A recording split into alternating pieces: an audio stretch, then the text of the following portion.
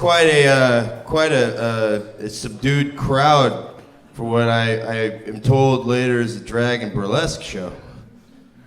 I think it's kind of like an Andy Warhol audience, wine and cheese. You know, I may not look it, but I've seen Victor Victoria. All right, my mom raised me on Julie Andrews. I know my shit. I'm a punk and metal guy, so I'm really trying to drag my reputation through the mud. So I want to thank you for booking me on this. The hell? I'm communicating with space. So my name's Mean Dave.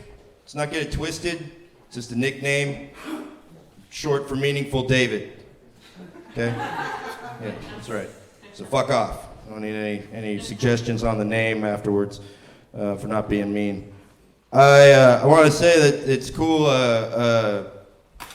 This week has been really a scary week of doing comedy. So I want to say this has been the safest, sanest show that I've been looking forward to be a part of. There was an open mic that we participated in on Monday that was not canceled because at the bar, people that were there having a memorial for a dead police officer. The comedy must commence after that, and it was special. So somehow we made those people laugh, and then not even before I came over here, there was an argument between two people that were fighting on Folsom. Somebody was screaming at somebody over on their phone, and I just said I cannot wait to get over to the Box Factory and perform on a stage right next to a kitchen. Been a dream of mine. It is damn. Are you kidding me? That's what I'm saying. This whole setup is. Well, I gotta say, if this is a competition, I'm not trying to say that it's fixed, but whoever has home field advantage, who owns this place and has a stage, I'm guessing they're gonna be in the top 3, most of them. So that wasn't a joke. That was a prediction. So you guys gamble on these things? Is there any action on the show later? No. All right. I will say the cool thing about, I'm surprised to see some women here. If there's, what I'm saying, because a drag show, I imagine, I'm straight, I don't know if you could tell by my lack of hygiene. But when I talk to some of my straight buddies and I told them that, I was doing the show, they're like, "Oh, Dave, yeah, that's perfect for you, Dave. Are you gonna do the show in heels? Are you gonna do?" I'm like, "Well, so what if I do? I don't care."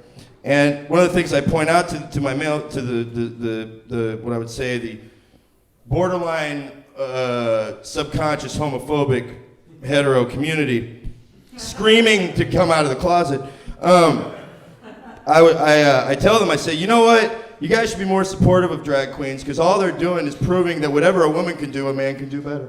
You know what I'm saying? All right. So that's a joke, ladies. You know what I'm saying? But I mean, they are doing it without having to give birth, so that's kind of cool. And I've seen some hot drag queens in my day. But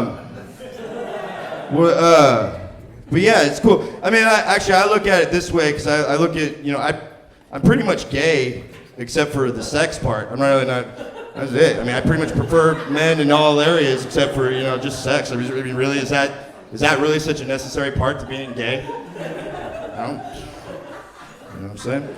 So, that's the thing. It's like out here, straight's the new gay, really, in San Francisco. Because you know what I mean? 'Cause I see a man and a woman kissing. I'm like, get a fucking room. Shit. I'm sick of seeing that shit on the streets, man. It's either same gender or none at all. Behind closed doors, folks. But it's true though. I don't. It's strange that everybody gives such a fuck. Two of the things that I could give a fuck about the most about a person is who they fuck and who they marry. Unless they're fucking or marrying me, then I care. I mean, you could fucking marry a dolphin for all I give a shit. Just swim safely and on your honeymoon, look out for sharks. Safe bet. And. Well, I hear dolphins are sensitive lovers. That's all. But I forget where am I? I lost myself in the sea of thought about this sex with dolphins. Oh yeah. Well, I mean, also like the military thing with the whole. I'm glad. Like really, do we? It used to be the reason why to be gay was to avoid being in the military. But one of the things that that I think was interesting is that they turned it into an issue where with a policy that was don't ask, don't tell, which really sounds more like a policy for farts than for gays in the military. Just saying, it's not respectful. And to me, if our military was so homophobic, openly homophobic, I would think they would have no problem enlisting gay soldiers and sending them halfway around the world to their doom in the name of ill causes. And you think that would be like a, kill two birds with one bomb kind of, but no. It's not no, but they had to turn it into a public issue and drum it, it's really, because really people, I don't know if they knew this before gay marriage became an issue, but gays were marrying like crazy beforehand. I had a gay aunt, they were married, it was like, nobody gave a shit. And then all of a sudden, really what it's about is everybody just has sex on the brain.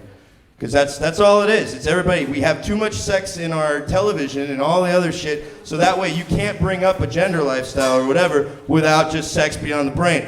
But it also doesn't help on, say, like on Folsom Street Fair. To be fair, when I show up and didn't know that it was Folsom Street Fair day, and I get introduced at the first red light as I pull off the freeway, I'm introduced to gay Batman and Robin, which really pretty much is just Batman and Robin. They were just in a different outfit. Or lack of an outfit, I should say. The bat armor on gay Batman and Robin actually is just more focused on the crotch. Batman, the bat signal's right there, the bat symbol. Actually, the bat signal is different for gay Batman and Robin. It's just a giant erect penis with a tattoo of a bat at the tip. Shines in the sky, and from what I watched, the crime that was being committed was a dirty hood of a car that Robin thwarted the crime by rubbing his bare ass on the hood of the car at the stoplight. So crime was averted. Batman and Robin went off into the night. But I had to say, I also, Folsom Street Fair every year, I've never seen so many bears on the streets at night. I haven't seen so many bears. I thought I was in gay Yosemite, all right? And even though it's people, you still got to put your food up in the trees. Bears are hungry. By the way, I want to know which way, since there's a blinding light and I feel like I'm under this comedy interrogation lamp, I want to know where I should be looking for Andrew Roberts, my pal Andrew Roberts, so I know to get off stage. Yeah, thank you, Andrew. Is that the minute light now? All right, that is the minute light. Andrew's a great friend of mine when I started in comedy because he gave me some great advice when I was starting. He goes, you know what, Dave? You do good impressions. You should do some of those in your act. And so that was cool. And he says, you know all that shit you do in the car? What is it you call it here in America? Bitching and complaining. You should do that in your act too. It's really funny. And one of the things that bothers me a lot is in this world is we do not embrace that which we hate enough, because that's what destroys us. That's how it's easy for people to divide and conquer, because when you hate something, and I don't care what it is, I don't care who it is you hate, if it's somebody that's a differing point of view, no matter what, if you let that hate take over you, you become that which you hate. And so I'll give you some examples of just what, how to embrace this what you hate. Say you hate Giants fans. All right, like me. Well, I had to come to terms with that, and I had to embrace my inner Giants fan who's a complete douchebag and thinks it's a good idea to destroy the city every time that your home team wins a major championship.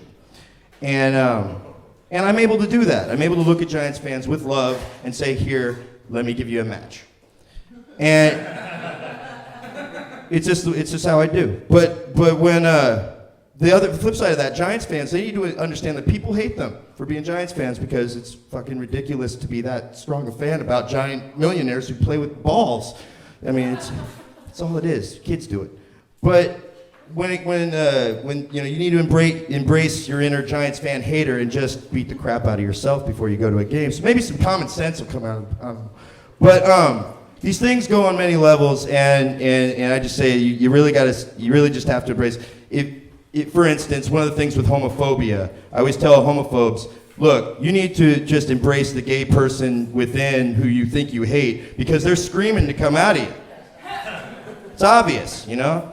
It's like, and I always look at America. America is that dude at the end of the bar that's like, you know, hey, who's the queer? You are America. Everyone knows it but you. And, but on the flip side of that, on the other side, if you are gay, you need to also learn that people are ignorant and embrace your inner homophobe. To someday find some kind of bridge between this. All you have to do that is remember, a lot of gay people when they were young hated themselves for being gay. So you just need to embrace your inner child. And I guess, I don't know, go beat up yourself together? I don't really know what the point of my joke is right there, folks. I'm sure there's a message, and I'm sure it's a good one. So my name's Meaningful David, a.k.a. Mean Dave. You've been a great audience, and yeah, have some fun, folks.